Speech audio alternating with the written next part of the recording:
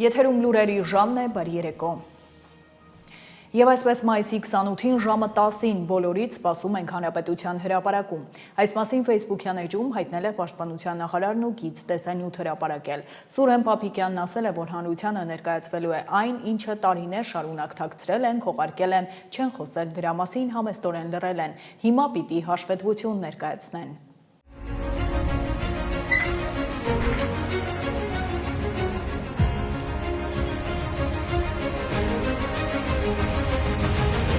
Մայիսի 28-ին Հանրությանը ինչ է սպասում, կարող եք փակագծեր բացել։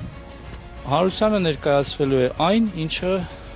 տարիներ շարունակ թաքցրել ենք, քողարկել ենք, չենք խոսել դրա մասին, համեստորեն լռել ենք։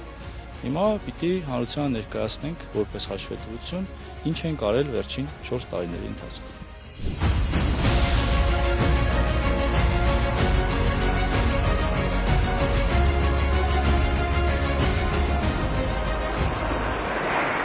Մայիսի 28-ին,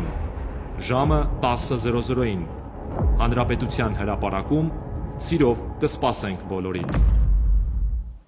Եվս մեկ հայտարարություն ունի գերատեսչությունը ուժեղ Հայաստան կուսակցության անդամներից մեկի տարածած տեսանյութում անձատեղեկություններ է հայտնել, թե իբր վերջերս Ջերմուկի հատվածում զինված ուժերի բանակային դիրք է հանձնվել։ Պաշտպանության նախարարությունն ապատեղեկատվություն է համարել նշվածը։ Գերատեսչությունն իրավապահներին հորդորում է ուսումնասիրել նշված տեսանյութում տեղ գտած տեղեկությունները իրավական գնահատական տալու նպատակով։ Երևանում առաջին անգամ տեղի է ունեցել Ախուրյան Արաքս գետերի ջրերի համատեղ օգտագործման Հայաստան-Թուրքիա հանձնաժողովի համատեղ նիստը։ Հայաստանի և Թուրքիայի սահմանային անցակետում, այնուհետև Ջրար Փակ բաժնետիրական ընկերության վարչական շենքում տեղի է ունեցել Սարդարապատի կարգավորիչի շահագործման և Ախուրյանի ջրամբարի շահագործման մշտական գործող անդրսահմանային ջրային ռեսուրսների կառավարման հայ-թուրքական հանձնաժողովների հանդիպումը։ Այս մասին տեղեկացնում են ջրային կոմիտեից։ Ջրարի տնօրեն Տիգրան Վարդանյանը ելույթում նշել է, որ կնքված փաստաթղթերը կազմվել են երկուստեք շահավետ պայմաններով։ Հանդիպման ընթացքում մի շարք կարևոր պայմանավորվածություններ են ձեռք բերվել։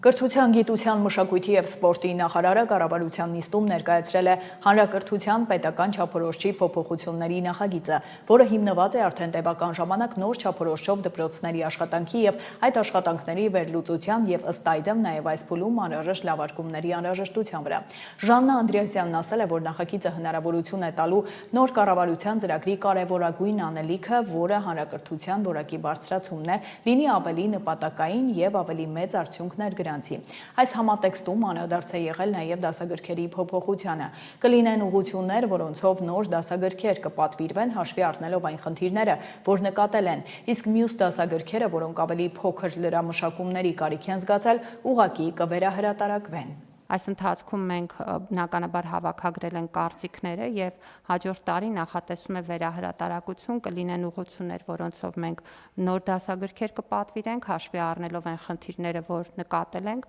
իսկ մյուս դասագրքերը, որոնք ավելի փոքր լրամշակումների կարիք են զգացել, դրանք ուղղակի կվերահրատարակվեն։ Իսկ մենք սա նշանակում է նաև, որ մենք մեր ատեստացիայի տեստերը պիտի խմբագրենք ըստ չափորոշիչի, թե տենց խնդիր չկա ուսուցիչների։ Բնականաբար ուսուցիչների կամավոր ատեստավորման գործընթացը կազմակերպվում է առարկայական ծրագրերի հիման վրա։ Պարոն Գրիգորյան, սա հանրակրթության պետական չափորոշիչն է, սրանից հետո առարկայական ծրագրերն ու չափորոշիչներն են, որոնք նույնպես վերանայվում են։ Դրանք պետք է հաստատվեն նախարարի հրամաններով եւ բնականաբար ամբողջ բովանդակությունը այնուհետև անհրաժեշտ լրամշակումներ կարվեն, ելնելով նրանից, որ առարկայական ծրագրերն ու չափորոշիչները նույնպես որոշակի լրամշակումներ են անցնում։ Պետք է ուղղակի եւս մեկ անգամ կրկնեմ, որ խոսքը վերաբերում է չափորոշչի ներդրման գործընթացում նկատված խնդիրների եւ դրա հիման վրա արվող լավարկումների մասին, ոչ թե կոնցեպտուալ փոփոխությունների։ Եվ մենք մեր դպրոցի կարևորագույն խնդիրը ուզում ենք տեղ հասցնել, որը բեռնաթափման խնդիրն է։ Մեր դպրոցը ավանդաբար հիմնված է եղել անգիրի վրա, երբ որ բավականին մեծ ծավալի տեղեկատվություն մեխանիկորեն հիշելու գործընթաց էր իրականացվում։ Սա ոչ գիտելիքի փոխանցում է, ոչ գիտելիքի յուրացում է, ոչ էլ առավել եւս հմտության ձևավորում է։ Եվ մենք հիմա շեշտը դնելով գիտելիքը փոխանցելով հմտությունների ձևավորման վրա, պնդում ենք, որ կարևոր է առանձնացնել հիմնական թեմաները, դրանց շրջանակում ձևավորել գիտելիքն ու հմտությունները եւ ստեղծել հնարավորություն, որպեսզի մարդը ամբողջ կյանքի ընթացքում սովորի եւ կարողանա նոր գիտելիք կլանել, նոր հմտություն յուրացնել, որը անդադար process է։ Այսինքն այդ իմաստով դպրոցի խնդիրը շատ կոնկրետ է, սա իհարկե կոնցեպտուալ փոփոխություն է, մի օրում տեղի չի ունենում, բայց ես ուրախ եմ, որ մեր դպրոցները էական արդեն առաջընթաց ունեն եւ պարոն Գրիգորյան ձեր թույլտվությամբ կուզեմ նաեւ թվային մի ցուցանիշ բերել, որովհետեւ երբ որ մենք խոսում ենք հանրակրթության չափորոշչի մասին, պետք է հասկանանք, որ այդ բովանդակային փոփոխությունը նաեւ ֆինանսական էական ներդրում է պետության կողմից։ Եվ նոր չափորոշչի ներդրման գործընթացը ուղեկցվել է հանրակրթության ֆինանսավորման ծավալների էական աճով։ Մենք 2025 թվականին դպրոցների պահպանման ծախսերին, որով որ այս չափորոշչի բովանդակությունը ֆինանսավորվում է, հատկացրել ենք ավելի քան 128.8 միլիարդ դրամ։ Այս տարի ավելին է 2026-ին եւ սա 56.9%-ով ավել է, քան 2018 թվականին։ Եվ սա արտացոլում է չափորոշչի հիմնական փոփոխությունները, որտեղ մենք երբ որ խոսում ենք այն մասին, որ ավագ դասարաններում օրինակ երեխաները կարող են նպատակային առարկա ընտրել եւ դա սովորել հետագայում օրինակ բուհի քննությանը պատրաստվելու մասնագիտական կողմնորոշման հմտություններ ունենալու, սա պահանջում է ներդրում, որտեղ սա նշանակում է, որ 20 երեխայից 3-ը կարող են որոշել ֆիզիկան ավելի խորացված ուսումնասիրել եւ նրանց համար այդ ֆիզիկայի դասավանդման գործընթացը պիտի կազմակերպվի։ Իսկ սա նշանակում է առանձին ժամանակ, առանձին ֆինանսավորում, որոշ դեպքերում գուցե նույնիսկ առանձին ուսուցիչ եւ պետությունը իր վրա վերցրել է ավելի բովանդակային, ավելի նպատակային ուսումնական գործընթացի կազմակերպման ծախսերը, բացի դրանից նվազեցրել է ուսուցիչների շաբաթական ծանրաբեռնվածությունը, որպեսզի դասերը դառնան ավելի որակյալ։ Եթե ուսուցիչը չի հասցնում նորմալ պատրաստվել դասին, այնուհետև ամփոփել ու վերլուծել դասը, նշանակում է դասը դառնում է ուղղակի մեկից մյուսին վազելու մեխանիկական գործընթաց եւ սա այն է, ինչ մենք ունեինք, որտեղ ուսուցչի շաբաթական ծանրաբեռնվածությունը 22 ժամ էր, բոլոր հետազոտությունները ցույց են տալիս, որ դա ավելին է, քան մեկ շաբաթվա ընթացքում արդյունավետ կարող է մարդը պարապել եւ մենք նվազեցրել ենք տարրական դասարաններում 18 դասաժամ, միջին եւ ավագ դասարաններում 20 դասաժամ ծանրաբեռնվածության, որը նույնպես ունեցել է ֆինանսական իր հետևանքները ներդրումների ծավալների մեծացման մասով եւ այսպիսի փոփոխությունները բազմաթիվ են, որտեղ մենք պարտադիր ենք դարձրել նախագծային ուսուցումը, որը նույնպես ֆինանսավորվում է, խմբակները, որոնք նույնպես ֆինանսավորվում են եւ ասածս այն է, որ նոր չափորոշիչը այդ իմաստով էական եւ առանցքային փոփոխություններ է բերել դպրոցներ եւ հույս ունեմ, որ այս ուրեմն նախագիծն էլ կօգնի այդ գործընթացը դարձնել ավելի արդյունավետ։ Մինչև 12 տարեկան երեխա ունեցող, նաև մինչև 18 տարեկան հաշմանդամության խորը կամ ծանր սահմանափակումով երեխա ունեցող ծնողը, այդ թվում խնամատար ծնողը, որդեգրողը կամ խնամակալը իրավունք կունենան օգտվել ծնողական ժամից։ Կառավարությունը հավանություն է տվել աշխատանքային օրենսգրքում փոփոխություն եւ լրացում կատարելու մասին նախագծին, որով նախատեսվում է ներդնել ծնողական ժամ հասկացությունը։ Նախագիծը ներկայացրել է աշխատանքի եւ սոցիալական հարցերի նախարարի առաջին տեղակալ Արտյոմ Սմբատյանը։ Նրա խոսքով նախագիծը մշակվել է աշխատանքային հարաբերություններում երեխա ունեցող աշխատողների սոցիալական պաշտպանության նոր կարգավորումներ ներդնելու նպատակով։ Մինչև 2 երեխա ունեցող ծնողին ծնողական ժամը տրամադրվելու է օրական առավելագույնը 30 րոպե տևողությամբ, 3 եւ ավելի երեխա ունեցող ծնողին օրական առավելագույնը 1 ժամ տևողությամբ, իսկ մինչև 18 տարեկան հաշմանդամության խորը կամ ծանր սահմանափակումով երեխա ունեցող ծնողին օրական առավելագույնը 1 ժամ անկախ երեխաների թվից։ Առաջարկվող կարգավորումները միտված են աշխատողների սոցիալական պաշտպանության բարձրացմանը, աշխատանքի եւ ընտանեկան կյանքի համատեղման հնարավորությունների ընդլայնմանը։ Հարգելի գործընկերներ, խնդրում եմ հաստատել։ Շնորհակալություն, պարոն Սմբատյան, բայց սա դեռ պիտի գնա ազգային ժողով, չէ, դուրս չգանք ու գնանք երեխեքին պահելու։ Միանշանակ։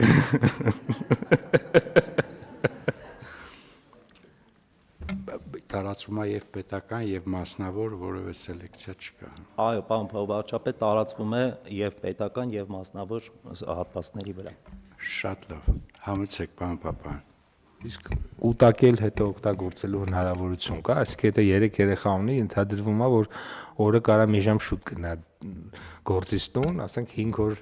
կուտակի, մի օր 5 ժամ շուտ գնա։ Կամ չկա։ Այլա մոդելավորել ամսվա վրա։ Շնորհակալ եմ պարոն Պապոյան հարցի համար, բայց ոչ, կուտակային մեխանիզմ նախատեսված չէ։ Վիզաների ազատականացումն անմիջականորեն ազդելու է Հայաստանի Հանրապետության քաղաքացիների կենսակերպի որակի վրա։ Ներքին գործերի նախարարն է հայտարարել Եվրահանձնաժողովի միգրացիայի եւ ներքին գործերի գլխավոր տնօրենի տեղակալ Յոհաննես Լուխների հետ ասուլիսում։ Արփինե Սարգսյանը շնորհակալություն է հայտնել հանձնաժողովին Հայաստանի հետ շարունակական կառուցողական գործակցության, ինչպես նաեւ գործողությունների ծրագրի իրականացման առաջընթացի վերաբերյալ զեկույցում տրված գնահատականների համար։ Այս պահին Հայաստանը միակ պետությունն է աշխարհում, որի հետ Եվրամիությունն ակտիվ երկխոսություն է վարում։ Յոհաննես Լուխներն էլ հայտարարել է, թե Հայաստանի քաղաքացիները շատ շուտով կօգտվեն կենսաչափական անձնագրեր ունենալու հնարավորությունից։ Միաժամանակ նշել, որ հասկանալի է Հայաստանի քաղաքացիների անհամբերությունն առանց վիզային ռեժիմի Եվրամիության երկրներ այցելելու ուղղությամբ։ Վիզաների ազատականացման գործընթացը պետք չէ դիտարկել առանձին գործընթաց, կա նաև պատրաստակամություն ավելի շատ առևտուր եւ ներդրումներ ապահովելու, մշակութային եւ կրթական փոխանակումներ անելու, ասել է Լուխները։ Մի կողմից այս գործընթացը արժանապատիվ ճամփորդության հնարավորություն է տալու Հայաստանի Հանրապետության քաղաքացիներին, մյուս կողմից նաև հնարավորություն է Հայաստանի իշխանությունների համար ապահովելու երկարաժամկետ ինստիտուցիոնալ փոփոխություններ Հայաստանի Հանրապետությունում։ Մեր մեծագույն ջանքերի շնորհիվ ես ուզում եմ հասնել, որ մենք օր-օրի ավելի ենք մոտենում վիզաների ազատականացմանը եւ սա կրկին շատ կարեւոր եւ պատասխանատու արձանագրում է մեզ համար։ Մենք էապես կարևորում ենք այն, որ առաջընթացի զեկույցում առաջանցիկ տեմպեր են արձանագրվել հատկապես գային այնպիսի ոլորտների համար, որոնք վերաբերում են կենսաչափական փաստաթղթերին, կենսաչափական համակարգին, սահմանների կառավարմանը, միգրացիայի եւ ապաստանի հարցերին։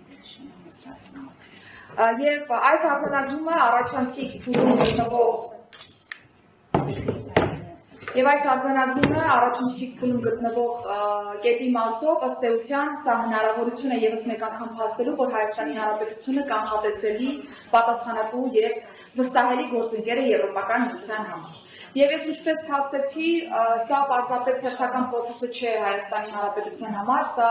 կարևոր process է ապահովելու ինստիտուցիոնալ տարբեր փոփոխություններ Հայաստանի Հանրապետության տեսանկյունից եւ կարևոր է այն, որ մենք ունեցանք նաեւ այս փուլում Անդրանիկ Գագաթնաժողովը Հայաստան Եվրոպական միություն եւ դրանով նաեւ ստորագրեցին կարևորագույն փաստաթղթեր։ Ինչպես հիշում եք, հարգելի գործընկերներ, մենք ունեինք 74 սենանիշներ այս ամբողջ process-ում եւ ստացել են գործընկերների կողմից նաև 53 առաջարկություններ, որոնք զեկույցում շատ խնամքով արձանագրված են եւ մենք պատրաստական ենք նույն հետևողականությամբ շարունակելու նաև բոլոր առաջարկությունների իրացումը։ Հատուկ կարևորություն ենք տալիս նաև Frontex-ի հետ նախաստորագրված փաստաթղթերին, որովհետեւ շատ կարևոր է հատկապես սահմանների համալիր կառավարման process-ի շրջանակներում արդյունավետ գործընկերությունը Frontex-ի հետ եւ սա կարծում եմ կարևոր գործնական հիմք է սահմանների եւ միգրացիոն կառավարման ոլորտում ել ավելի սերտացնելու եվրոպական կողմի հետ մեր գործընկերությունը։ Ուրախությամբ ուզում եմ արձանագրել նաև, որ Եվրոպոլի հետ համագործակցությունը ևս ավելի սերտացել է, իդեմս կապի սպայի նշանակմանը ի վերջո Եվրոպոլում եւ կարևորելով այն, որ մինչեւ նաև կապի սպայի նշանակումը մենք կարևորագույն օպերացիաների ենք մասնակցել նաև Եվրոպոլի շրջանակներում, սա պիտի տա ել ավելի զարգացնելու մեր հարաբերությունները եւ կապի սպային դիտարկելու որպես օպերացիոնալ կամուրջ Հայաստանի, Եվրոպոլի եւ ԵՄ անդամ պետությունների միջև։ Եվ մենք առավելագույնս խաղալու ենք այն բոլոր օգուտները, որը որ կապի սպայի նշանակումը կտա Հայաստանի Հանրապետությանը։ Կցանկանայի նորից շեշտադրել, այս միտքը շատ կարևորում եմ եւ սա նաեւ վստահության մասին է խոսում, որ այս պայն Հայաստանի Հանրապետությունը միակ պետությունն է աշխարհում, ում հետ Եվրոպական միությունը ակտիվ երկխոսություն է վարում։ Եվ ուզում եմ նաև վստահեցնել, որ համատեղ աշխատանքի եւ փոխադարձ վստահության շնորհիվ է այն արձանագրումը, որ մենք այսօր արձանագրում ենք, որ կա գործողությունների ծրագիրը, ունենք առաջընթացի առաջին զեկույցը եւ հետևողականորեն գնալու ենք առաջ որակով եւ պատշաճ ժամկետներում իրականացնելով գործողությունների ծրագրում նախատեսված բոլոր միջոցառումները. The impatience of citizens to move towards full visa liberalization. Ես շատ լավ հասկանում եմ քաղաքացիների անհամբերությունը լիարժեք առանց վիզայի ռեժիմ ունենալու ուղղությամբ շարժվելու վերաբերյալ. But we need to recognize that a lot of progress is already being made now. Բայց պետք է ընդունենք եւ ճանաչենք, որ մեծ առաջընթաց արդեն իսկ կատարվել է. We issue more and more visas to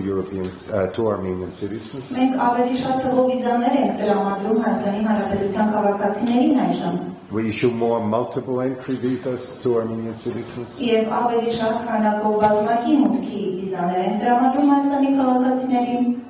And we are making joint efforts to reduce the visa refusal rate. Եվ մեծ ջանքեր ենք ներդրում համատեղ, որպեսզի մերժումների քանակը, վիզաների դիմումների մերժումների քանակը նվազեցնենք.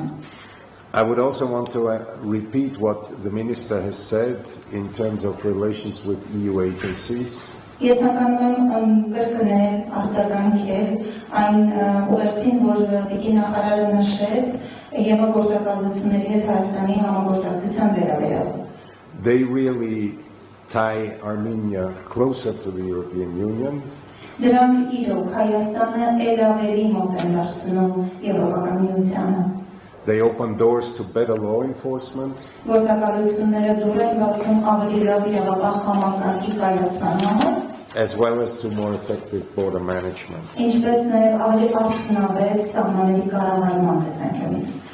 My final point is that we must not look at this visa liberalization process as a separate process. Իմ վերջին ուղերձը հետևյալն է. Ես չեմ ցանկանա, որ մենք վիզաների ազատականացման գործընթացը դիտարկենք որպես առանձին գործընթաց. We have taken in parallel initiatives for more trade and investment. Զուգահեռաբար մենք նախաձեռնություններ ենք ստանձնել ավելի շատ առևտուր եւ ներդրումներ ապահովելու ուղղությամբ. For research and education. Հետազոտությունների եւ կրթական ոլորտի համար. But also for cultural exchanges. Ինչպես նաև մշակութային փոխանակումների տեսանկյունից. And we look at visa liberalization as one element in this process of closer EU-Armenia relations. Եվ մենք դիտարկում ենք վիզաների ազատականացումը որպես այս ամբողջ Եվրոպական միության եւ Հայաստանի միջև այս ամբողջ գործընթացի միայն մի էլեմենտ. Այլ թեմաներ մայիսի 18-ին խուլիգանություն կատարելու կասկածանքով Արթուր Օսիպյանը կալանավորվել է 2 ամսով։ Այս մասին հայտնել են քննչական կոմիտեից։ Ավելի վաղ նշել էինք, որ կոմիտեն ներքին գործերի նախարարությունից ստացել էր Արցախի հեղափոխական կուսակցության նախագահ Արթուր Օսիպյանի վերաբերյալ նյութերը։ Օսիպյանը ձերբակալվել էր Երևանի Արաբկիր վարչական շրջանում քարոզարշավի ընթացքում վարչապետ Նիկոլ Փաշինյանի հետ վիճաբանությունից հետո։ Ավելի ուշ ազգային ժողովի նախագահ Ալեն Սիմոնյանը Օսիպյանի գրառումներից մեկն էր ցույց տվել Փաշինյանին, որը վարչապետին հանդիպելուց առաջ էր հրապարակել։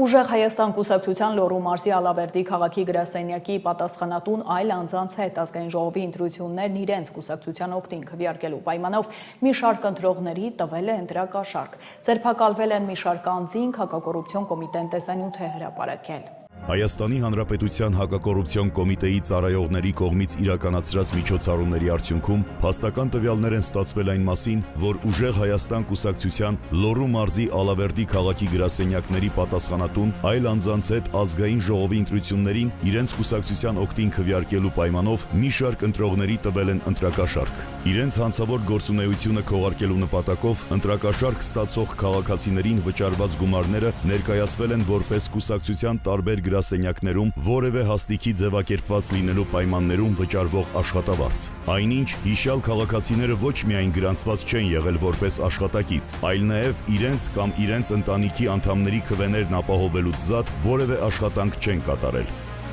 Տերը վեկալ, բան տանես, դրան 200-ով կգրես, էլ ինձ 2 հոգի տեն աշխատի,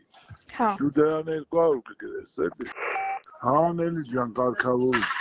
Հա, ու ինչքանով ուղարկեմ։ 150։ Այս Ամալիան եկե Գայան են այս շնողի, իրանք որպես բան են, ակտիվիստ են, թե պատասխանատու։ Ակտիվիստ։ Ակտիվիստ են, որպես ակտիվիստ են։ Հա, բայց Ամալիան 150 ասիկ չէ։ Այդ երկուսին է 100 են գրել։ Չէ, այնը քրերը 100 է գրել, ես նոր որ օջունին է եկավ, նա 150 է կասել, նա ինչա։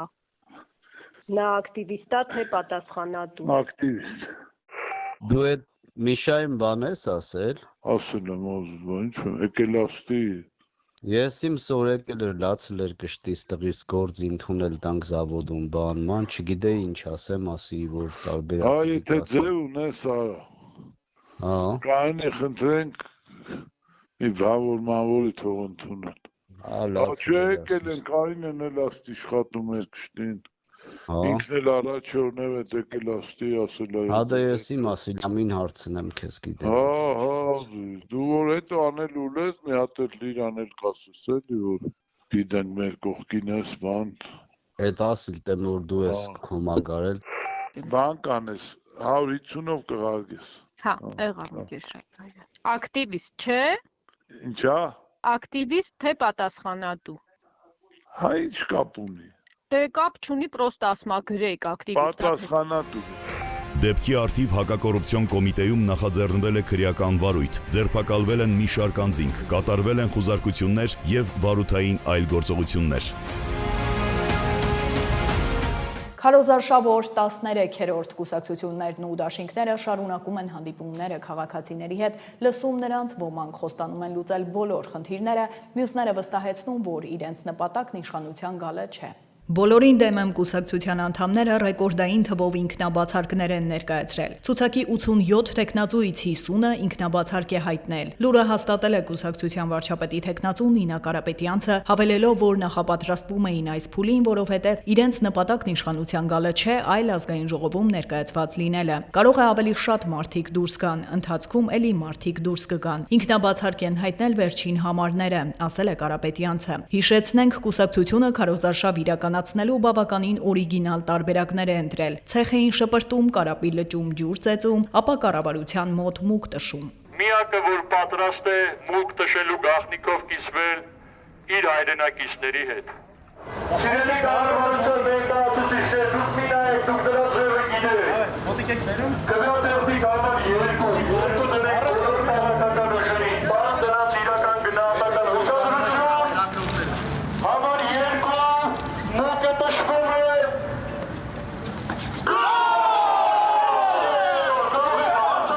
Ազգային ժողովրդավարական բևեռ կուսակցության անդամները հայտարարել են, որ վայքում ոստիկանության աշխատակիցներն ապօրինի առգրավել եւ բաժին են տեղափոխել իրենց քարոզչական փիքափը։ Ներքին գործերի նախարարությունից հայտնել են, որ խախտվել են գովազդի կանոնները եւ առանց համապատասխան թույլտվության մեքենան վերասարքավորվել է։ Այն տեղափոխվել է հատուկ պահպանվող տարածք։ Ավելի ուշ կուսակցությունը Facebook-ում հայտարարություն էր արել։ Քարոզարշավի ավտոմեքենան իր այսօրվա կահավորանքով տարիներ շարունակ ծառայել է ազգային ժողովրդավարական բևեռի քաղաքական գործունեությանը։ Մեքենան եղել է Հայաստանի գրեթե բոլոր համայնքներում, հարյուրավոր անգամ երթեր է ապահովել Երևանի փողոցներում եւ մշտապես շրջափակված է եղել ոստիկանական կենթանի շղթաներով, հաճախ պարեկային ծառայության պետով ու ոստիկանապետի տեղակալներով։ Մեքենան բազմաթիվ անգամ առգրավել է ոստիկանների կողմից օրեր շարունակ պահվել պահպանվող հատուկ տարածքում։ Երբևէ որևէ ոստիկան, պարեկ, այլ պաշտոնյա չի նշել, որ մեքենան վերասարքավորվել է եւ արկա է գովազդի կանոնների խախտում։ Երբեք այսպիսի հանգամանք չի նշվել։ Այսօր վայքի պարեկները նկատեցին այն, ինչը ոստիկանությանն աննկատ էր մնում առնվազն 6 տարի, ներառյալ 2021 թվականի ընտրությունների քարոզարշավի ժամանակ։ Կատարվածը կուսակցությունն իրենց դեմ ռեպրեսիվ գործիքակազմի կիրառում է որակում։ Հայ ազգային կոնգրեսում կարծում են իշխանությունը շատ քիչ բան է անում։ Կուսակցության վարչապետի տեխնացու Լևոն Զուրաբյանը հայտարարել է, որ համատեղ պայքարով արդյունքի կհասնեն։ Կարևոր է լուրջ ընտրություն կատարել։ Ծրագրում խոսում են խաղաղության մասին, նաև թմրամոլության ու խաղամոլության դեմ պայքարից։ Ես մեղադրում եմ Նիկոլ Փաշինյանին, որ նա 2018 թվականի իր նախընտրական ծրագրում խոստանում էր ամրապնդել զինադադարը եւ շարունակել բանակցությունները, բայց 2019 թվականին մերժեց ՀԱԿ Մինսկի խմբի կողմից իրեն ներկայացված հարցի կարգավորման բարենպաստ լուծումը եւ մեր երկիրը տարավ դեպի անհավասար պատերազմ, որում մենք չպարտվելու որևէ շանս չունեինք։ Կեշտենք հայկական պետություն կարգախոսով ընտրացուցակում 14-րդ համարի ներքո է ժողովրդավարական համախմբումը։ Կուսակցության ներկայացուցիչները Սյունիքում էին։ Ճանաչում ես բոլոր։ Ճանաչում դու։ Որտե՞ց ես ճանաչում վար։ Ճանաչում եմ գիտեմ։ Լրիվ ինել կարդում եմ մոտեցան, որ լավ եմ։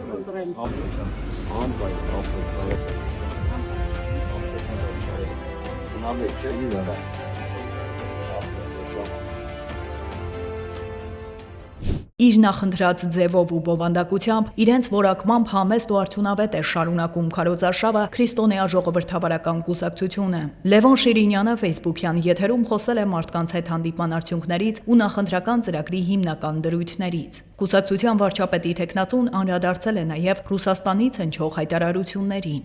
2 օր է անընդհատ ռսակոց լրատվությունը, հատկապես կայքեջերը, դժվար է աղբյուրը գտնել Ռուսաստանից են թե Ղարաբաղյան կլանից սնուցած ուրեմն այդ կայքեջերն են, ուրեմն դրանք տարածում են մի լուր, որտեղ անընդհատ խոսվում է վարչապետին իշխանությունից հեռացնելու, Ռուսաստանի կատաղի փրփուրը բերանին շանլափը բերանից թափվող կատաղության մասին եւ այլն եւ այլն։ Հասկանում եք, որ այստեղ կա չափազանցություն, որտեղ Ռուսաստանը հիմա վիճակ ունենա, պիտի փրկիրեն։ Առողջ բանականություն մեզ հուշում է, որ անդունդի մեջ հայտնված Ռուսաստանը պետք է կարողանա իր հարցերը լուծել, բայց դա Ռուսաստան չէր լինի մոնղոլ-թաթարական ավանդույթով, եթե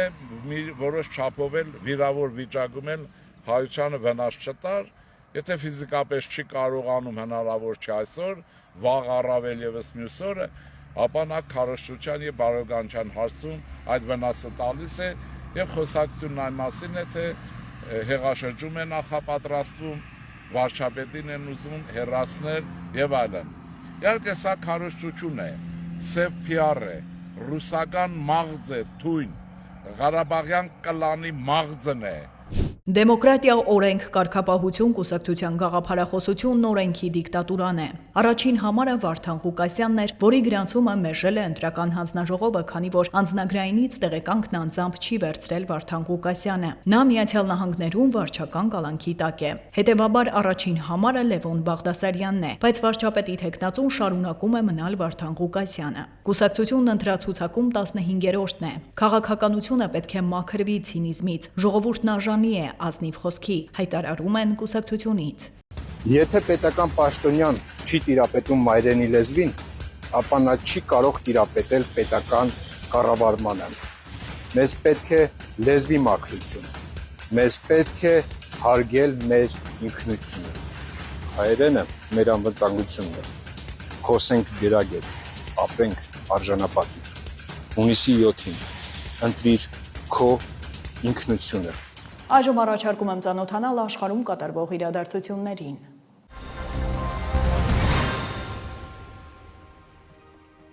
Միացյալ Նահանգների նախագահ Դոնալդ Թրամփը հայտարարել է, որ ԱՄՆ-ն պատրաստ է շարունակել Իրանի վրա հետագա հարձակումները, եթե պաշտոնական Թեհրանը չհամաձայնի խաղաղության համաձայնագրին, հավելելով, որ Վաշինգտոնը կարող է մի քանի օր սպասել ճիշտ պատասխաններ ստանալու համար։ Լրագրողների հետ զրույցում Թրամփն ընդգծել է, որ իրավիճակը սահմանագծին է եւ կարող է արագ սրվել։ Պաշտոնական Թեհրանը նախորդին նախազգուշական հայտարարություններ էր տարածել ամերիկյան հնարավոր հարձակման վերաբերյալ, իսկ Իրանի խաղաղության գլխավոր բանակցող խորհրդարանի խոսնակ Մոհամմադ Բաքեր Ղալիբաֆը նշել է, որ թշնամու ակնհայտ եւ թաքնված քայլերը ցույց են տալիս, որ ամերիկացիները նախապատրաստում են նոր հարձակումներ։ Ճապոնիայի կառավարությունն անհիմն է համարում Ռուսաստանի եւ Չինաստանի պնդումները, թե Տոկիոյի արագացված վերառազմականացման քաղաքականությունը լուրջ սպառնալիք է ներկայացնում խաղաղության եւ կայունության համար։ Այս մասին Տոկիոյում կայացած մամուլի ասուլիսի ժամանակ հայտարարել է կառավարության գլխավոր քարտուղարի տեղակալ Մասանաո Օձակին։ Ռուսաստանի նախագահ Վլադիմիր Պուտինի եւ Չինաստանի նախագահ Սի Ցինփինի միջև Պեկինում կայացած բանակցություններից հետո մայիսի 20-ին ընդունվել էր համատեղ հռչակագիր։ Փաստաթղթում երկու երկրները նշել էին, որ Ճապոնիայի արագացված վերառազմականացման ներկայիս ընթացքը լուրջ սպառնալիք է տարածաշրջանի խաղաղությանը եւ կայունությանը։ Կողմերը նաեւ կոչ էին արել Ճապոնիայի կառավարությանը դասեր քաղել սեփական ագրեսիայի պատմության անմարդկային էջերից, լիովին ճանաչել երկրորդ համաշխարհային պատերազմի արդյունքները եւ հրաժարվել նոր միլիտարիզմից եւ վերառազմականացումից, որոնք արդեն իսկ վիշտ ու տառապանք են պատճառել աշխարհի ժողովուրդներին եւ հենց Ճապոնիային։ ՆԱՏՕ-ն չի կարող գոյատևել առանց ԱՄՆ-ի, իսկ Եվրամիությունը ի վիճակի չէ ստանձնել դաշինքի դերը։ Այս մասին հայտարարել է Նորվեգիայի ֆինանսների նախարար եւ Հյուսիսատլանտյան դաշինքի նախկին գլխավոր քարտուղար Յենս Ստոլտենբերգը։ Նա նշել է, որ ՆԱՏՕ-ն այն չի լինի, որը մենք գիտենք արդեն 80 տարի։ Խոսքը Եվրոպայի եւ ԱՄՆ-ի միասնության մասին է, որոնք համատեղ դիմակայում են բոլոր սպառնալիքներին։ Ահա թե ինչու է չափազանց կարևոր անել հնարավոր ամեն ինչ Եվրոպայի եւ ԱՄՆ-ի միջև պարակտում թույլ չտալու համար, նշել է Յենս Ստոլտենբերգը։ Նրա խոսքով ինքը հարգում է Եվրամիությանը, սակայն չի հավատում, որ այդ կառույցը կարող է փոխարինել ՆԱՏՕ-ին անվտանգության ընդհանուր երաշխիքների եւ պաշտպանության հարցերում։ Եվրոպական մի շարք երկրներ իրենց բողոքն են հայտնել Իսրայելի ազգային անվտանգության նախարարի գործողությունների առնչությամբ, ընդհուպ պահանջելով նրա դեմ պատժամիջոցներ կիրառել։ Պատճառը Գազային օգնություն տանող Սումուտ նավատորմի ձերբակալված ակտիվիստների նկատմամբ դաժան վերաբերմունքի վերաբերյալ տեսանյութի հրապարակումն է նախարար Իտամար Բեն-Գվիրի կողմից։ Մասնավորապես տեսանյութում երևում է, թե ինչպես են Իսրայելի անվտանգության ուժերը մի ակտիվիստի գետնին գցում ձեռքերը կապած, իսկ տասնյակ այլ կալանավորներ ծնկի իջած են դեմքով դեպի հատակը։ Հետին պլանում հնչում է Իսրայելի ազգային օրհներգը, իսկ իր հրապարակման մակագրության մեջ Բեն-Գվիրը ակտիվիստներին անվանել է ահաբեկչության կողմնակիցներ, ընդ որում ակտիվիստները տարբեր եվրոպական երկրների քաղաքացիներ են։ Հունաստանի արտաքին գործերի նախարարությունը բողոքի նոտա է հղել Իսրայելին։ Իսպանիայի վարչապետ Պեդրո Սանչեսը միջադեպի առնչությամբ առաջարկել է Եվրամիության կողմից պատժամիջոցներ սահմանել իսրայելցի նախարարի դեմ։ Մենք չենք հանդուրժի մեր քաղաքացիների նկատմամբ որևէ մեկի վատ վերաբերմունքը։ Սեպտեմբերին ես հայտարարեցի, որ արգելվում է Իսրայելի կառավարության այս անդամի մուտքը մեր երկիր։ Հիմա մենք Բրյուսելում կպնդենք, որ այս պատժամիջոցները շտապ բարձրացվեն համաեվրոպական մակարդակի, գրել է Իսպանիայի վարչապետը X-ում։ Լեհաստանի արտաքին գործերի նախարար Ռադոսլավ Սիկորսկին ևս Իսրայելի ազգային անվտանգության նախարարին պատժելու կոչ է արել։ Դուք իրավունք չունեք այսպես վարվել ոչ մի հանցագործություն չգործած լեհ քաղաքացիների հետ։ Դեմոկրատական աշխարհում կալանավորներին ծաղրելը եւ դրանով հպարտանալը ընդունելի չէ։ Մենք պահանջում ենք արդարություն մեր քաղաքացիների համար եւ պատիժ ձեզ համար, գրել է Սիկորսկին X-ում։ Ավելի վաղ միջադեպի առնչությամբ իրենց դժգոհությունն էին հայտնել նաեւ Իտալիայի արտաքին գործերի նախարարությունը եւ վարչապետ Ջորջա Մելոնին։ Այս հարցով Իսրայելի դեսպանը կանչվել էր Իտալիայի արտաքին գործերի նախարարություն։ Ամերիկյան ավիակրային հարվածային խումբը ժամանել է Կարիբյան ծով։ Այդ մասին հայտնել է ԱՄՆ զինված ուժերի հարավային հրամանատարությունը։ Բարի գալուստ Կարիբյան ծով, ասվում է X-ում արված հրապարակման մեջ։ Ավիակրին ուղեկցում են էսկադրային ականակիր եւ վառելիք լիցքավորող նավ։ ԱՄՆ-ն ավելի վաղ մեղադրանք է առաջադրել Կուբայի հեղափոխության առաջնորդներից Ռաուլ Կաստրոին։ Մասնավորապես Կուբայի հեղափոխության առաջնորդներից մեկը համարվող Ռաուլ Կաստրոն մեղադրվում է 4 մարդու սպանության, 2 օդանավի ոչնչացման եւ ԱՄՆ քաղաքացիների սպանության նպատակով հանցավոր համաձայնության մեջ։ Կուբայի արտաքին գործերի նախարար Բրունո Ռոդրիգես Պարիլյան Կաստրոյի դեմ մեղադրանքները անվանել է ֆարս։ ԱՄՆ նախագահ Դոնալդ Թրամփը լրագրողների հետ զրույցում հրաժարվել է մանրամասնել, թե պատրաստ է արդյոք Կուբայում ռազմական գործողություններ իրականացնելու հրաման տալ, ինչպիսին Միացյալ Նահանգները ավելի վաղ իրականացրել է Վենեսուելայում։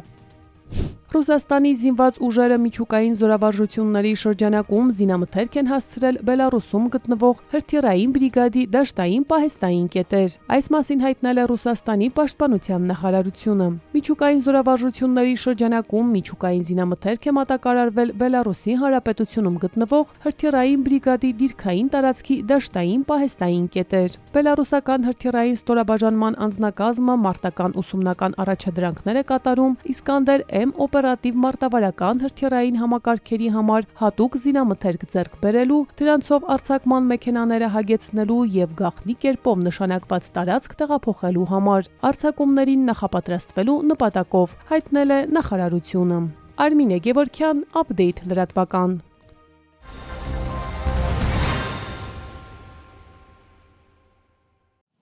Եվ փոփոխական եղանակը պահպանվում է։ Հանրապետության տարածքում մինչև մայիսի 25-ը մայրաքաղաքում եւ մարզերում ժամանակ առ ժամանակ սպասվում է կարճատև անձրև եւ ամպրոպ։ Առանձին հատվածներում հնարավոր է նաեւ կարկուտ։ Այսքանը դուք դիտում եք ապդեյթ լրատվականը, հաջողություն։